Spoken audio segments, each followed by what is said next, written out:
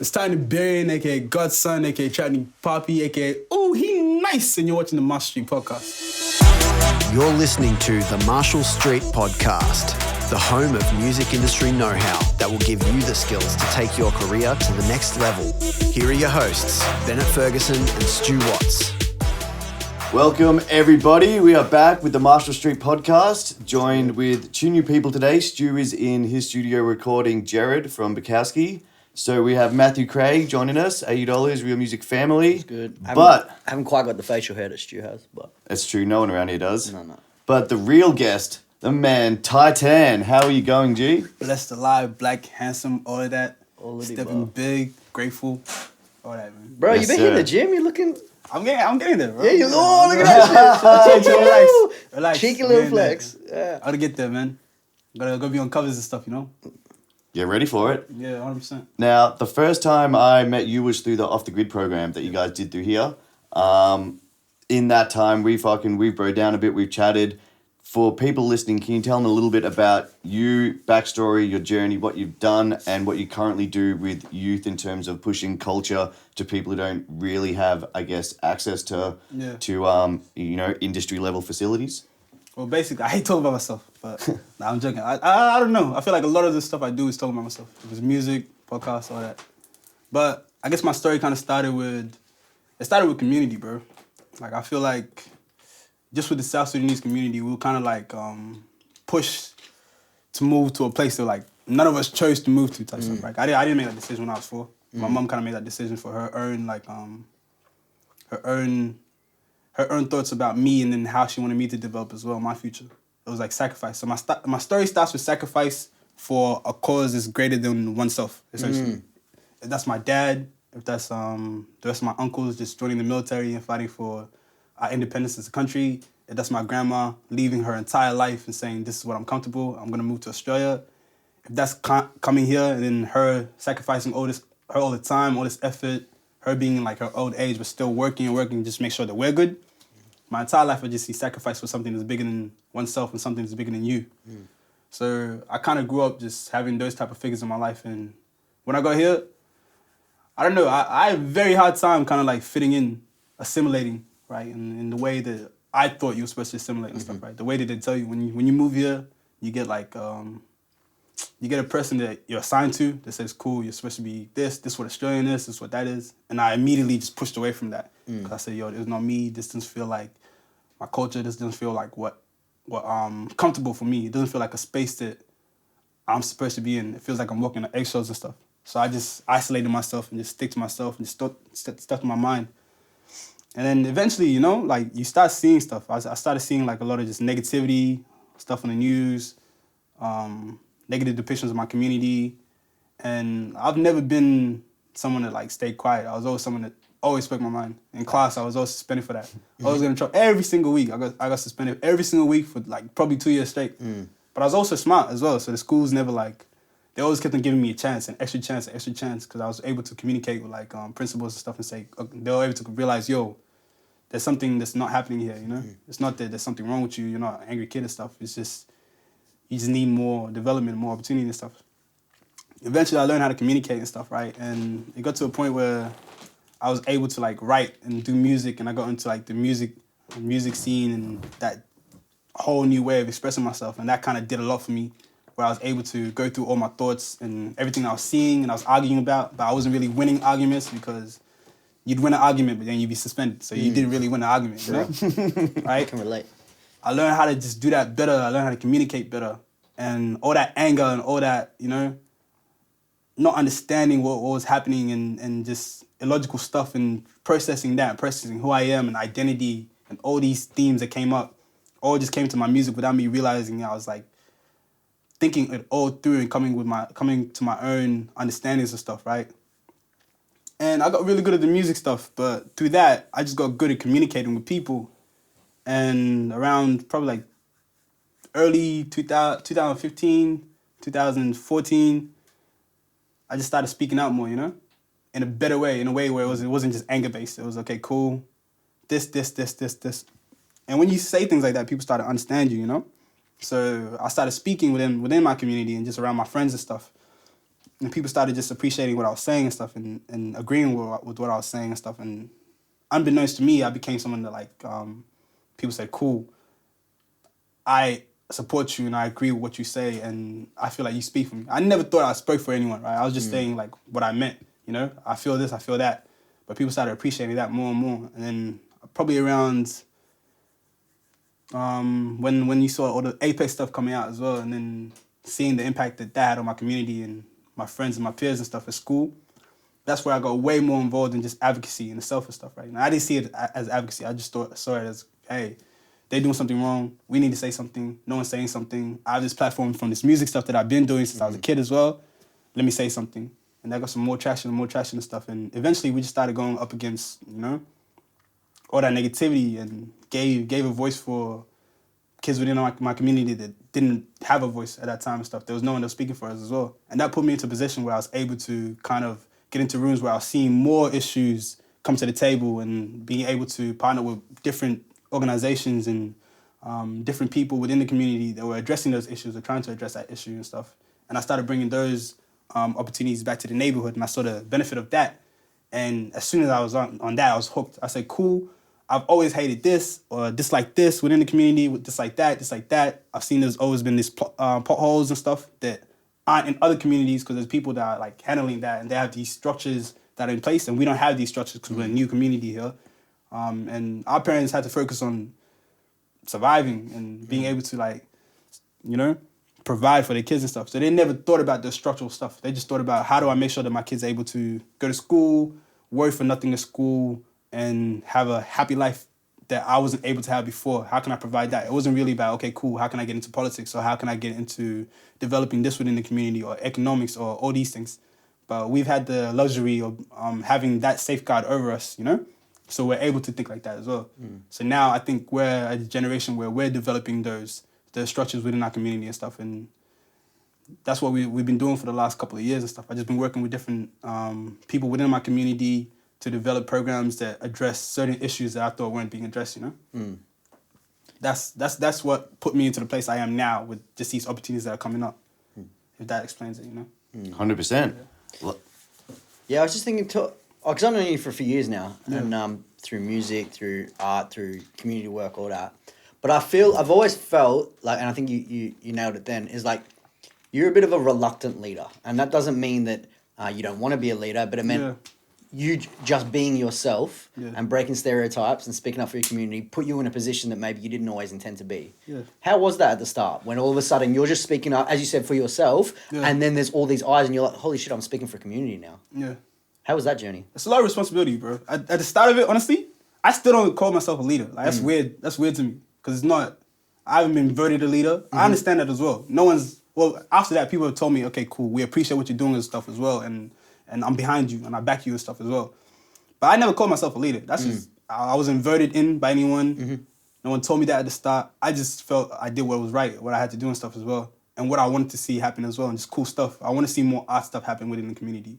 I know a lot of my friends that are talented, like bare talented in terms of just, even if it's not creativity, even if it's just business-minded and business thinking stuff. And they never got the opportunities that I think they deserved. But through what I do now and just my work, I've been able to go to different areas, and I've seen other kids that are in positions where some of my homies would excel at, right? But because my homies never got those opportunities, they're not in those positions, or they don't even know that that's what they could be doing. I know people that are comedians that could be presenters, or could be in this field or that field or that field. And it's not that they can't do it, because they can do it, and they're hard workers. And they're doing other stuff and they're succeeding at it as well. But it's just they never had the same opportunities that other neighborhoods as well. So to go back to your question, essentially, I never asked for that. I never said I was that. But then I got into a position where I became that. So it got to a place where I was thinking, okay, cool, let me chill out a bit, because this is a lot of responsibility as well, and it's just it's draining as well. You burn out really quick. But then I also got into a position where whilst I was there, I was getting messages from kids or meeting people in real life and stuff where they were telling me their stories and just my impact that I've had on their lives, not knowing it, obviously. Might be on I don't know, if it's on a news article or something. If I'm on a news article or something and I'm talking about a specific topic, I had kids that came up to me and said, hey, yo, the next week at school, I had to do an essay on racism and within Australia and how that looks like. And I never had any sources to back what I was saying. But because you said this and because you guys did this, I had sources to back what I was saying now. And I can be in class and I can be like, boom, boom, boom, boom, boom, boom, boom. Right? And that's crazy because I never had that. I was always just arguing with teachers and stuff as well. And I remember that's like, it didn't turn out well for me, you know? I'd always get suspended. But now, because Titan was able to say this on this platform and because teachers respected this platform and stuff, they had to take it into consideration, and it opened up a space for conversations to happen in classrooms in a better way than they were happening when I was in school, right? And that's amazing. When you hear things like that happening and when you see the confidence that you put in people, right? Not to like put yourself on any like pedestal and stuff, right? But that's just what's happening. That's the best feeling you could ever have. Because remember, I grew up in an environment where it was about service for others, right? And I saw the power that I saw the happiness that I put into my grandma. I saw the sacrifices that my dad made. I saw the sacrifices that my grandfather made. And I saw the reason they did that. It's not because they wanted that responsibility or that extra weight. It's because they knew they loved the community and there was a reason for them making the sacrifices. So I just came back and I started thinking about it. Okay, cool. It's a lot of pressure. It's a lot of work sometimes, and sometimes you burn out. But do I love what I do? And I do love what I do. Do I love the impact that it has? I do love the impact that it has. Do I have a vision for my community? I do have a vision for my community. Have I seen the benefits that all this work has put into my area and my peers and my friends? I have. Okay, cool. Is there more that we can do? There's more that we can do. All right, cool. There's not even a conversation anymore. I'm doing this. But I'm checking myself every single step of the way to make sure that I remember, okay, cool, there's a reason for this. I'm not just, it's not just talking. Okay, cool. I might get an opportunity through this and stuff as well, right? Where it's like, I can do this, I can do that. But that's not helping anything. That's just servicing me. I'm not doing that because there's no point in doing that. And then putting friends around me that will also check me, like, hey, yo, relax. And I say, cool, that's dope. Nice. That's good. I want to bring back to a point you touched on earlier about communication and learning to communicate your points and articulate yourself. How intentional was that? Because that's one thing that I know, like, not being able to communicate your points or get stuff across is one of the worst barriers you can put in front of yourself. Like, from someone from yourself, was that intentional? And how much have you seen that get to, like, yourself to where you are now? Do you put on that being able to communicate, being able to be put in a room with 5 people who probably off the bat don't want to give you this fucking grant? Yeah. Being able to articulate yourself? Just walk us through that kind of process. At the start of it, man, it wasn't intentional. I had no other option. Like, the way that I was communicating wasn't working. But most people don't have the self-awareness to pull themselves up on that. Yeah. Like, that in itself is the first step. 100%, bro. 100%. But communication is this key skill. I learned that later on in my life. But at the start of my years and stuff, right, when I was communicating in a way that wasn't effective and stuff, I was saying true stuff. It wasn't like I never lied on anything. My opinions were my opinions and stuff, but they had valid reasons. It was things about racism. It was difficult conversations where I felt very emotionally invested in. And because of that, I wasn't communicating in a way that another person was able to receive it and feel like, okay, cool, I get what you're saying, and let's work towards a solution. I was communicating in a way that was like, if I'm in the classroom and I'm talking to teachers, they have so many other kids in that classroom and they can't get checked because if they feel like they get checked and stuff, right, it's not that they want to think about the solution anymore. They're not even thinking about the issue anymore. They're not thinking about the issue anymore because the way I addressed it put themselves in a position where they say, cool, all the other kids, if I don't handle this situation, I'm in a situation myself for the next, like, whatever couple weeks and stuff, and other people are going to start disrespecting me and stuff. When I started communicating in a manner where it was like, okay, cool, this is why this is not okay. This is a solution for it. I don't like this, I don't like that, I don't like this because of this, but here's a solution that we can both work towards and we'll be fine. I started getting what I wanted more, right? And I realized that the other person to decide, if they're not intentionally trying to disrespect you, some people just don't know. Sometimes it's just a lack of knowledge, right? And I can't assume that everyone has the same focus on getting that type of knowledge that I do. So some teachers never had to deal with racism, right? Because that's not a part of their world. But they got to that position, and then now they're teaching and stuff, right? And they just don't understand it. So the reason they're saying certain things, or the reason they don't understand that certain words mean way more to me, certain words that they don't care about mean a lot to me because of my history and stuff, is because they don't know my history. So once I explained that and I explained my history, and they went back and they did their research, they came back and they said, wow, I did not know that. That's I'm sorry, this, how can we get to solutions? And you offer a solution, and solutions happen. And I wasn't suspended that week. I started learning better ways to communicate. But communication is essential key, bro. It's been one of the primary reasons I've been able to do and get the opportunities that I get now, because I'm able to say, cool, this is the vision I have, right? Let me express to you this vision and how we can get towards that and why we should get towards that. And then if you're able to do that well, people are willing to work with you and people are trying to get to the same thing. A lot of the times we think, okay, I want this, I want that, and it's only me that wants it. Nah, bro. You can find a different organization or someone else that shares the same values that you have, right? So you guys they're already working towards that goal that you're working towards. It's about just communicating, I want to get there, and working together we can get there quicker or we can get there in a better way. And people are 100% down for that, you know? It's finding that. But communication is a key skill. It's something that we all have to practice, something that we all have to get better at. Sometimes you just have to learn how to listen. A lot of communication is just listening and saying, cool, I hear what you're saying. I've actually processed what you're saying. I'm not just trying to reply to it. And let me think about it. And then, cool, this is how I can add to that. And this is how you can add to what I'm doing. And then stuff happens. Yep. But it's one of the primary reasons I'm able to do, like, the dope stuff I'm able to do, you know? And talk us through some of those dope things that you're doing. We ran Off the Grid. Do you want to give a brief overview on that? Yeah, I do a couple stuff. First dope stuff would have been just music, just getting into music and getting into like more studios and working with artists and watching them kind of like develop as artists as well, you know? That's a lot of communication skills there in terms of like, they want to do this, and okay, cool, I have this opportunity, and you have to listen to them where they want to be as an artist and stuff as well. So I'm working with a bunch of artists from my area and stuff, and just developing them in their careers. A lot of dope people that are going to be coming up, like Mac. Mac's going to be a problem. Like, people don't know, Mac is going to be a problem, you know? Maze, MG30, it's going to be a problem. More stuff is the community development stuff that I'm doing in terms of getting studios within the area. I work with you guys that we've done before as well.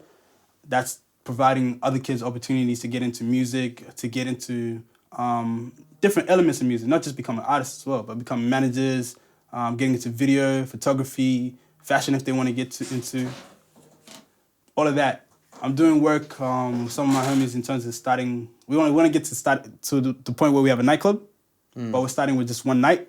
We've been working that for a couple months now as well. That's going to be dope. Look out for Barcode. Folder, media company that we started with some of my friends as well. That's been a couple years in the making.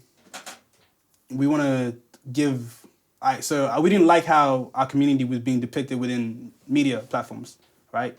And we realized we're not going to be able to impact those media platforms to the extent that we want to, because they don't really care about us. They don't have a vested interest within our community and stuff, right? And it's only so far we can, like, you know, impact that towards. Why don't we create our own platforms? Why don't we have our own platform? Why don't we start talking about our own stories? Like, we can get cameras, we can get writers, we can learn how to do all these different things. It's not that complicated, right? It's just doing it. It's just a lot of hard work. But it's important work, and it's going to be here for years, you know? We started media. We started Folder. We're getting more shows into that. We're getting more people from the community to get involved with that. I know a bunch of people that can be dope hosts. They don't know they can be dope hosts yet. Giving them those opportunities to get into that. Just a bunch of stuff. We're starting Loverland, which is a clothing line, with me and my homie Ronald and stuff. Crazy designer. He's been doing this for a while, but just hasn't got into that industry yet. We're getting into that more. And hopefully just keep on building, bro. Keep developing. It's always something. Always something, bro. But it's dope. It's continual like movement. I like that we got into that and about how many different sort of pies you got your fingers in, how many things you're doing, and it's a lot of it's about development and community, also about art. But I want to just know really honestly and vulnerably, how do you deal with the pressure, bro? Because there's so many things you got going on, and then, which is hard enough. But put on the lens of that you're a young black man in Australia who faces pressures that a lot of us don't, regardless. And you're wedged almost between your community and, I guess, this white Australian sort of industry sector, and you're this bridge in between two communities. Yeah. Again, reluctantly, because this wasn't something that you planned on at the start. Facts. What does it look like after hours on Titans by himself and dealing with all this pressure? Because it can't be easy. It's not easy, man. Like, there's definitely times, like, growth, bro. Growth. That's the only word that I can, like, describe it with. It's something you learn to deal with. It's not something that anyone can be prepared for, you know? Because there's a lot of pressure. Because I know if I do something, right, where a big mistake is made, it's not just my name that gets tarnished for it.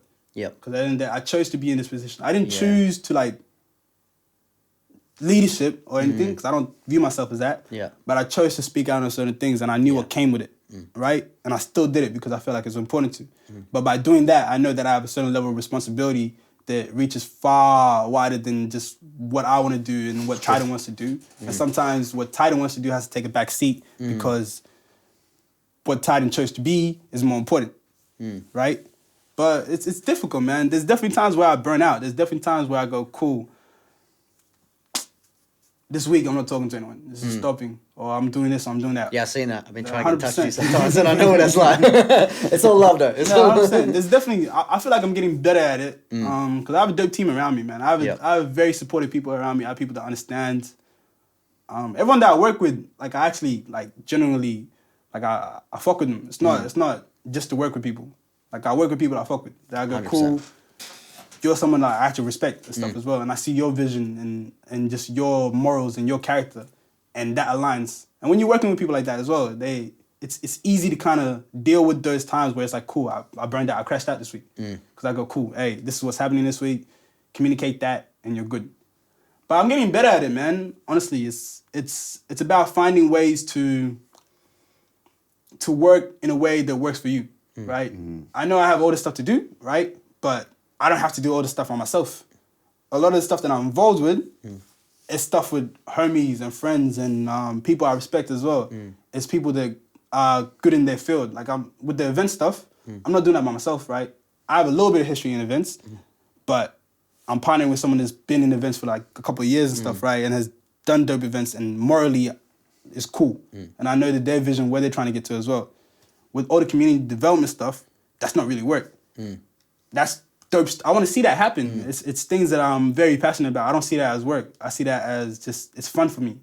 I get that. And you've asked about pressure and you dove straight into talking about, I guess, professional pressure. Yeah. I want to know a bit about the emotional pressure because also, Facts. let's be real, not only are you navigating difficult spaces that are difficult for anyone to sort of walk into and have conversations, but let's be real, you got friends getting locked, you know what I mean? Yeah. You got life issues going on around you as well.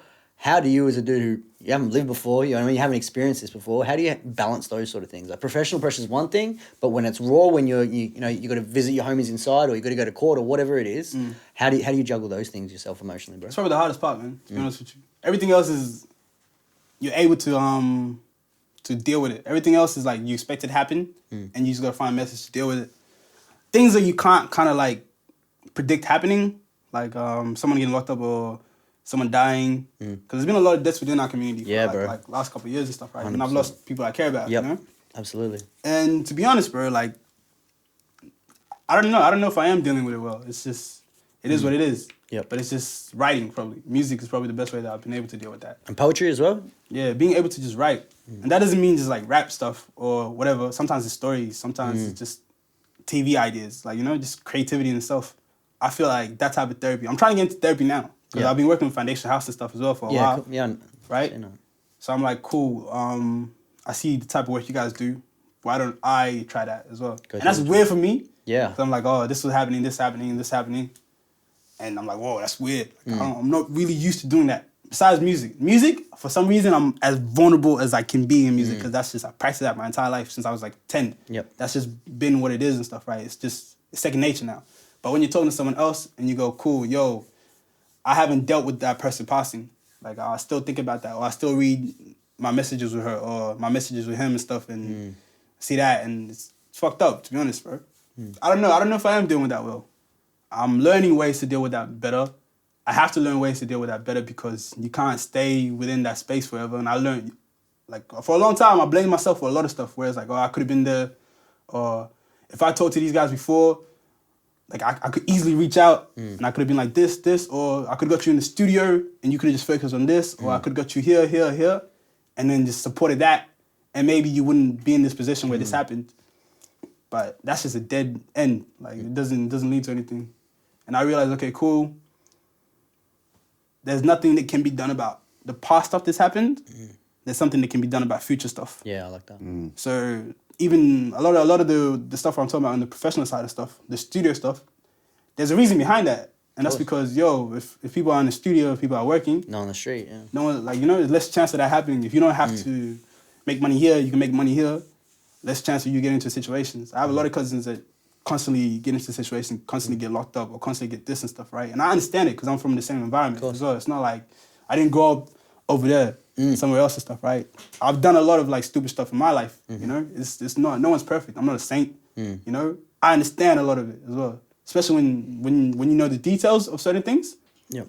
I can't blame you. I'm like, when I was younger or a different time, or if you catch me at the wrong moment, Done the same shit. I might have responded the same way. Well, I've already responded the same way. Yeah. I just seen what's happened from it, and no longer choose to do that. And not just no longer choose to do that. I'm in a privileged position where I don't have to do that. If I want to work, I can find a job easy. You know, I can get into different stuff, and I have things to focus on. Like I have ropes that I can pull on. Right, and save myself from situations and just leave the neighborhood, leave the area for a while. Yeah, others don't. Other people don't. Other people just everyone around you is like it's that.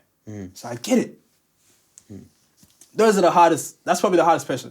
Everything else is kind of easy, but when it's people you've grown up with, when it's people you care about, when it's tough situations where there is no answer, because it's nice to think in like to be optimistic and stuff, but you gotta be realistic sometimes, and it's like, I've thought about this for a while, there is no answer, and this is effed up.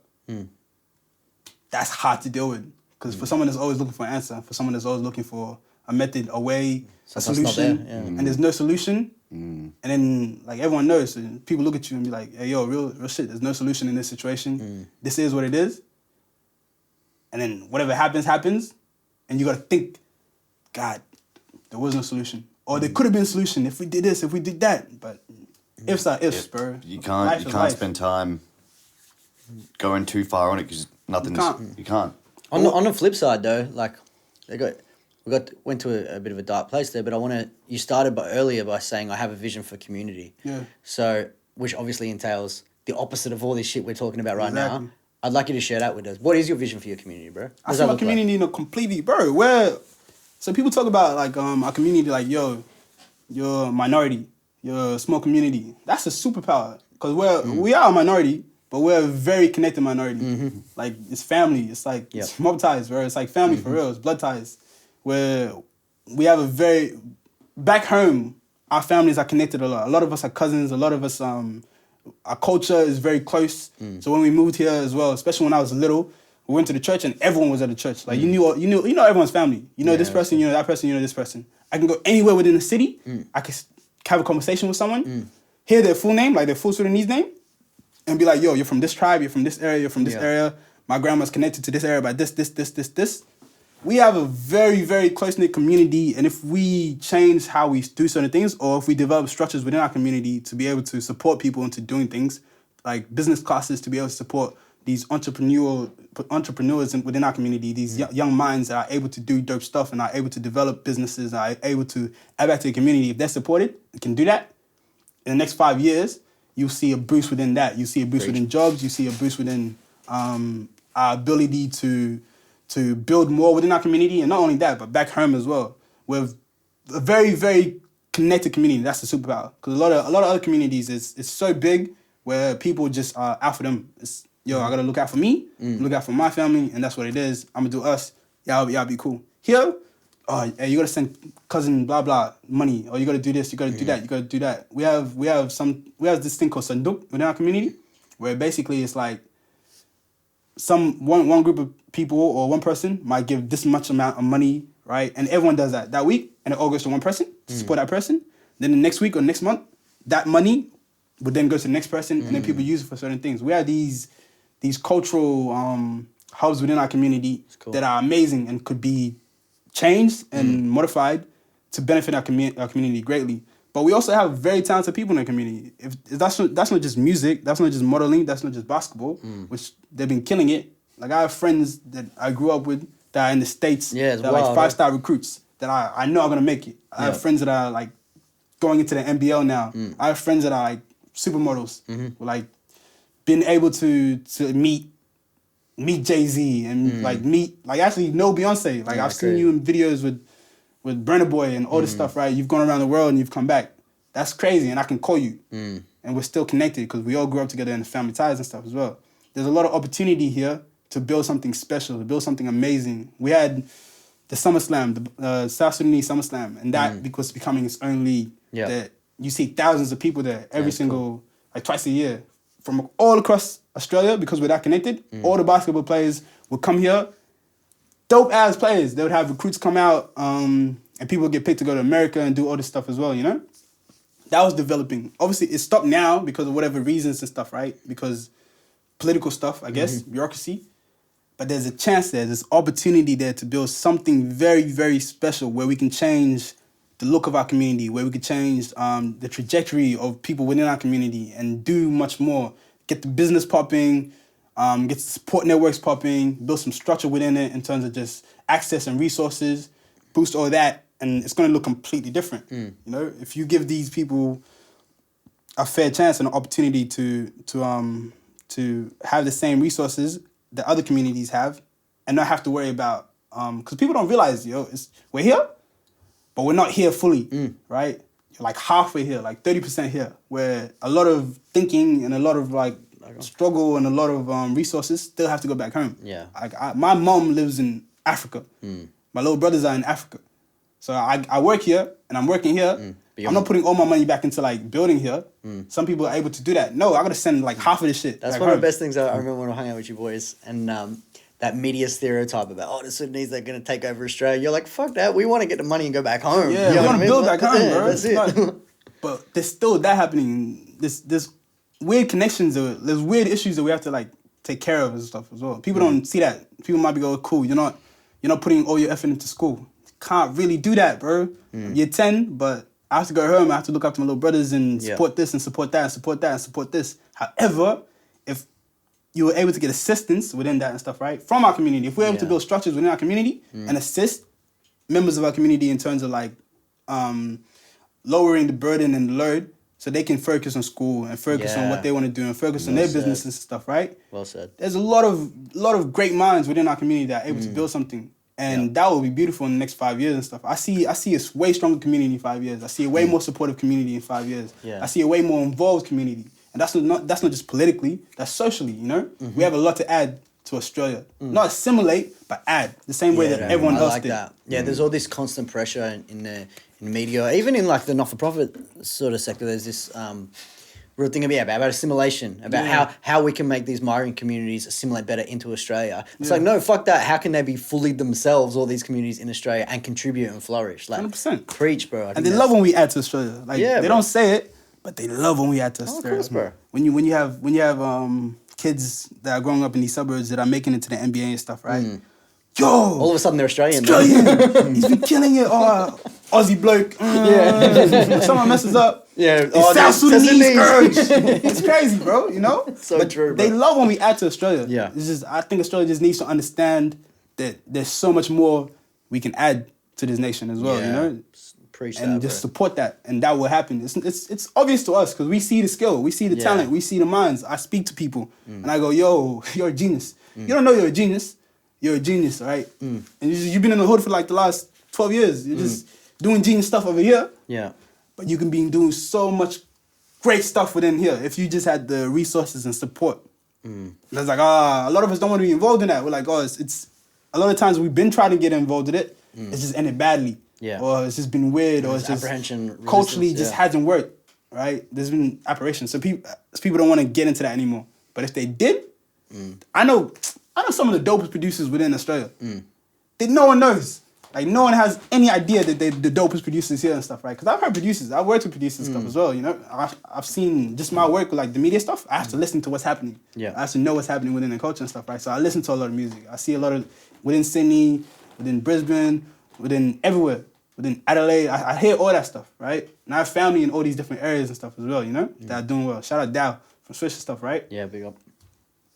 I see all this stuff happening, and then I see what's happening in like the ends and stuff, right? And I hear producers and I say, yo, you're one of the dopest producers in Australia. Nah, I just do this. Yeah, so true, bro. But if you were in the studio with someone, or if you were able to like get some of these beats to some of these artists and stuff, right? You be doing this on a way higher scale. And then you can come back to the ends and come back to the area when you've made it and stuff, right? And teach people how to do that. Exactly. And open a space where kids can learn that. And then they're going to be the next ones that are doing that. And they're going to do the same thing. And if everyone did that in their own fields, went out, did some dope stuff, came back to the ends, created a space where people can learn that and develop that, all of a sudden you have one space that's a studio. Next time you have a space that is a homework club or something for education and stuff, right? You have another space where it's like, oh, yo, this is how I made it in soccer, or this is how I made it in this, this is how I made it in this. Whatever skill it is, and it doesn't have to be one of these creative skills where people will have clout. It doesn't have to be one of those anything, skills. yeah, exactly. Any skill, all skills are important. Once you've made it, come back to the area, put that skill back into the area and stuff, right? And the people that are attracted to that type of energy or attracted to that type of work or that type of life and stuff, they'll come to you. You know, because not everyone is made for the schooling stuff. Not everyone's made to. They don't want to do that. Some people want to go, cool, I've got enough out of this program or this curriculum. I want to do this. I want to do that. Give them the resources to do that. They'll shine. Yeah. But they're not getting the resources to do that, right? It's about that, bro. It's about resources. It's about bringing resources back, developing and investing within community. And you will see the outcomes of that. People think it's just money gone. So when you're talking to people, they think, okay, cool, if we put all this resource in here, we're just losing resources here. No, you're about to get... It's going to multiply. You're about to get that. Get back on a crazy level that you haven't seen before. Yeah, I feel that. And in a creative way. It's a way that... It's a community that hasn't been invested in properly, but it's a community that looks at bringing something new to the table. You know, new stories, new ideas. Yeah, I like new ideas that can be globalized, that other people in different countries are going to be able to relate to. And that opens up a new thing that Australia hasn't had for a while. Like, you know, we see the music in America pop off. We see the culture in America pop off. Same thing for the UK now. That's been popping off. Australia is next, like 100%. Nice. But we just need to invest in that. We can't just keep pushing our idea of what we want it to be, which is not the truth anymore. Australia's not this anymore. Like, you know, it's not what it was before. It's not, I don't think it's ever been, really. It's just that certain communities weren't able to talk and add their source to it. But now you're starting to see that happen. You see that with the 1-4 boys and stuff, where they've been able to show their culture and their understanding of what Australia is and stuff, right? And people have related to it in other spaces, you know? Yep. Same thing's gonna happen with the African community. Same thing's gonna happen with the Indian community. Same thing's gonna happen with all these other communities that are just as Australian as that Australian identity that we've been like fed for this entire time. I don't think it's ever been that for a while. No, it's a black country for a start. We just ignore that. Yeah. It's just been ignored. Yeah. But you can't ignore us anymore because we're not using your platforms anymore. We're building our own. Yeah, I like that. It's our own voices. We're buying our own equipment and starting our own media networks and writing our own ideas and doing our own shows and hiring our own people and all this stuff. And we're creating our own networks internationally soon. And it's going to benefit the whole country. I see that. And I see that. And when they see that, it's going to be a different conversation. It's going to be lit. But Nice. Facts, man. I love it. Talk to us a bit about you and your music, because as I said, it's so easy to get caught up in Titan, the ambassador or the youth worker or the my guy said ambassador. all that sort of stuff, you know what I mean? Oh, you're going to be in spaces you don't even know yet in the future. I see that shit. But I want to come back. This all started with your art, you know what I mean? When I first met you, before any of the community sort of stuff, it was like, for your art, I knew Dev and met you through Dev and stuff like that. And it was like, yo, no cap, this dude, he's one of the best rappers in the country. And I say that from hearing a lot of material and listening to a lot of people. It's all real. That's all on God. yeah. Talk to us where you're at creatively at the moment, because I heard some demos. I know how it's going. On a rap level, on a singing level, on a poetry level, you artistically, where's Titan at and what can we look forward to, bro? Right. Man, I record every day, bro. Like nearly every day. It's just been a part of my life. It's not, I don't know. I don't really view it as trying to be a rapper or trying to be this or trying to be that. No, I rap. I've always rapped. I've always written. I've always created since I was a child, you know? That's just what I like to do. I enjoy that. Like, I'll sit around somewhere, and if you give me, like, a minute of just time where I'm not thinking about anything, ideas started to flow about something creative. Oh, I can write a song about this, or I can write in this perspective, or do this perspective, or we can do a photo shoot about this, or this, or this, or that. That's the thing I like to do. I enjoy that. Yeah, modeling, acting, it's all of it. It's just dope. It's just creativity. I love that. I've been recording for the last couple of years and stuff. We started releasing tracks on like SoundCloud and stuff and all that purposefully. It wasn't because we couldn't anymore. Dev was going crazy. Like Dev was gonna blow up. We saw that. We knew that. Yeah, we knew. Dev was getting 30K, 40K, and this is back then. This is 2016. Yeah. One of the dopest artists in Australia and stuff. We knew he was gonna blow up, right? I was catching up. I was doing my stuff as well, you know? Yeah. And I had my goals and my ambitions and stuff, right? And a plan, right? That I knew was going to catch as well.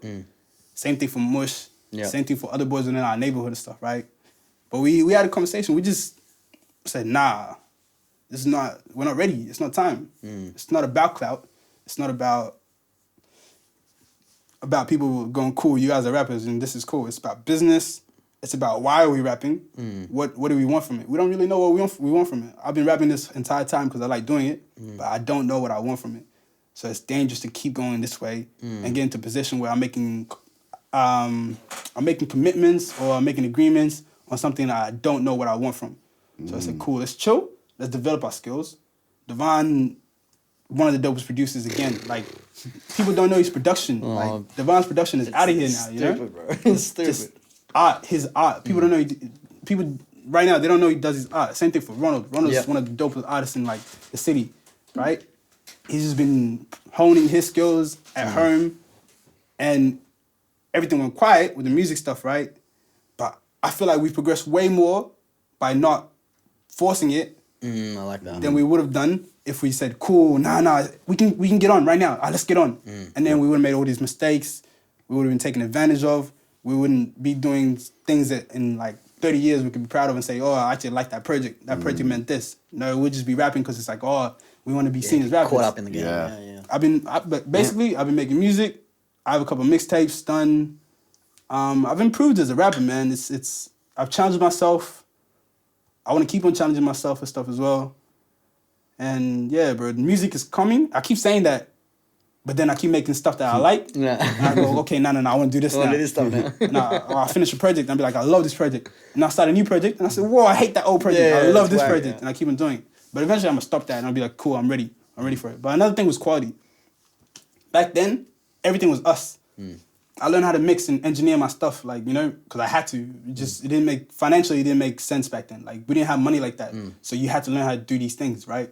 And we got good at it. I got good as an engineer. But I also know that I'm focused on the music side in terms of like being an artist too much, and I can't become the engineer that I want to be. If I want to be an engineer, I got to fully focus on that, right? So I had to meet engineers, and I've done that. I met engineers where it's like they're focused completely on becoming engineers, and they're very talented people and stuff, right? So now we have that resource. Next thing was video. We have great ideas, but we need to make people that are able to turn the ideas into like gems and execute it properly. We can't do that because we're 25% invested in that. And we're never going to be like, you know, the same way I want to be a dope artist and I'm fully invested in being an artist, I want to meet people that are fully invested and want to get into like the video direction and shooting that, and same thing for engineers. And we didn't have that back then. So we couldn't create exactly what we wanted to create. And if we can't create the stuff we want to create, why are we doing it? Let's wait, let it breathe. Let's keep doing our stuff. Let's keep developing our skill. It's always going to be there. There's no rush to be in anything as well. The industry's still developing. There's no point in just releasing, because even if we drop dope stuff and we drop dope music and the industry's not there yet, where are we heading? What's the goal? Do I want to be there by myself, right? And then, cool, I made it, kind of?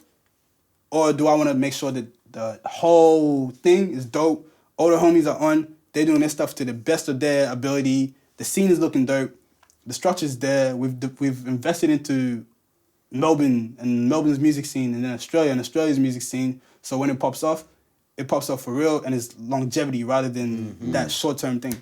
Yep. And after that conversation, everything else was quiet. It's like, oh, we know exactly what we need to do, and we're doing it. So the plan is there, and we're sticking to the plan. Simple as that. Man, the fucking I guess the maturity and the self-awareness to have these conversations. How old are you? 6,000, bro. 6,000.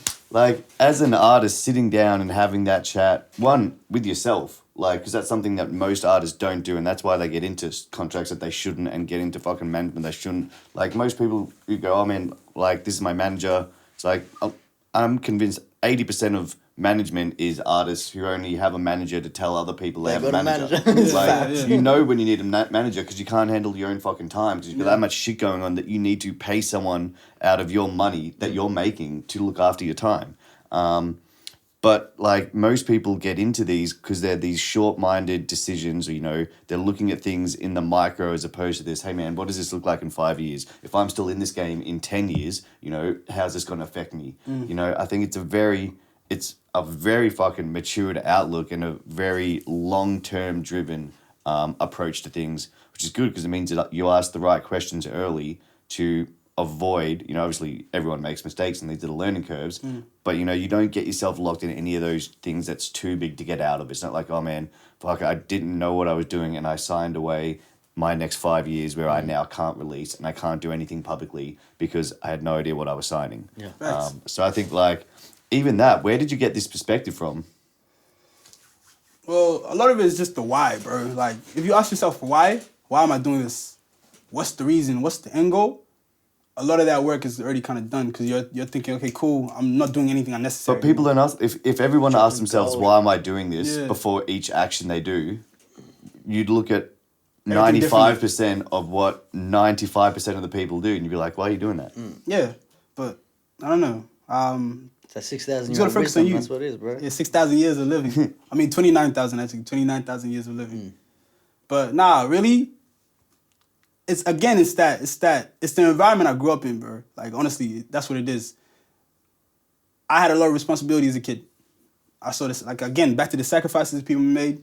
So I saw, like, a lot, because of that, a lot of the fun and a lot of just the stuff that I could have done, I didn't get to do.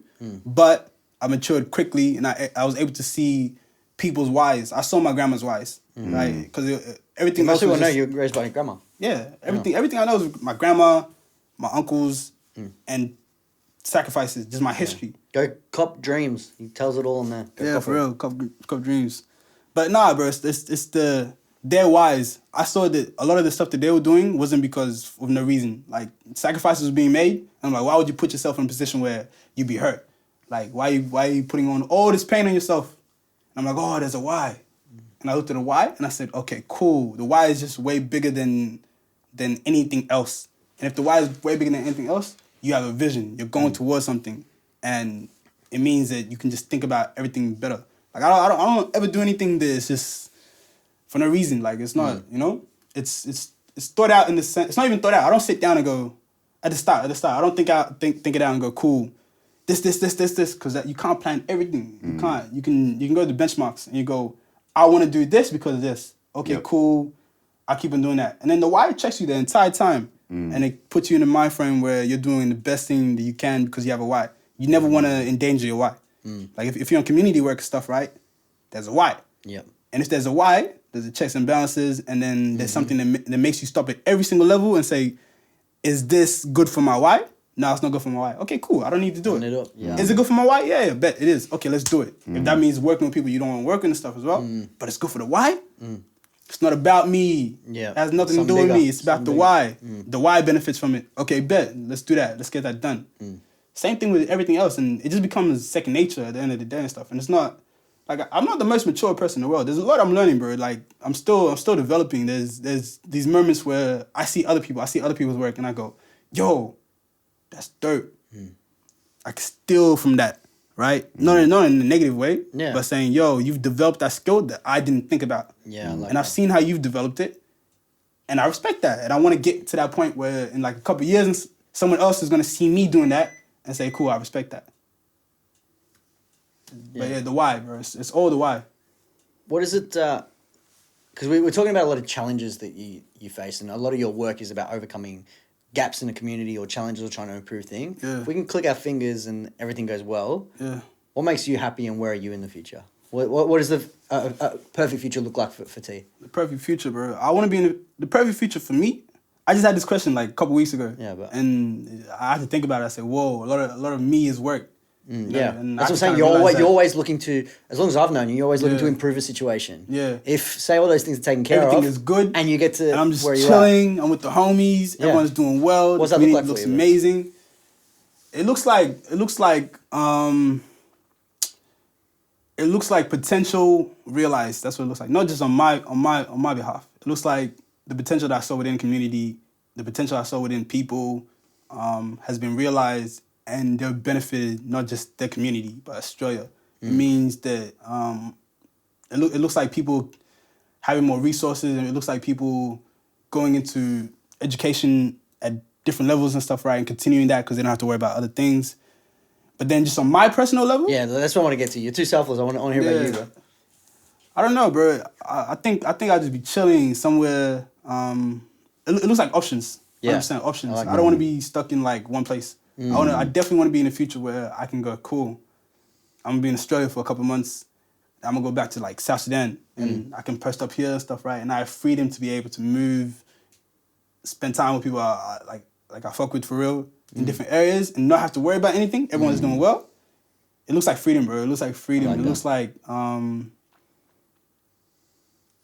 a future for, obviously, like in the future, kids and stuff, right? It looks like they're supported, no issues, move around, completely unrestrained. I don't have to think about, okay, yo, I can't get this because this, you know, my color of my skin, I can't get this, I can't get that, I can't do that. I can do what I want to do, Yeah, facts. right? As long as I'm respectful of people and it's not endangering anyone, I can live my life, I can chill, I can post up and just be in the studio and just rap and just keep doing that. I can perform, I can get into fashion if I want to get into fashion and just focus on that, and there's no limitations within that. It's all based on skill rather than anything else. I can just express myself. It just looks like expression for the rest of my days, and then checking in on friends and checking in on homies in different places. Freedom, bro. It's just freedom. I like that. That's sick. Nice. Well, I think we're pretty much at the end of it, man. We're going to have to wrap this up. But, dude, thank you for coming through, man. It was an absolute pleasure to have you on. Always, bro. Always. talk for days, Talking to you boy. always gets me fucking inspired, man, and amped to keep going and keep fucking doing things. So it's good, man. It's always a vibe having you through here. Likewise, bro. Like, Ben as well. Like, I want to hear more about your story.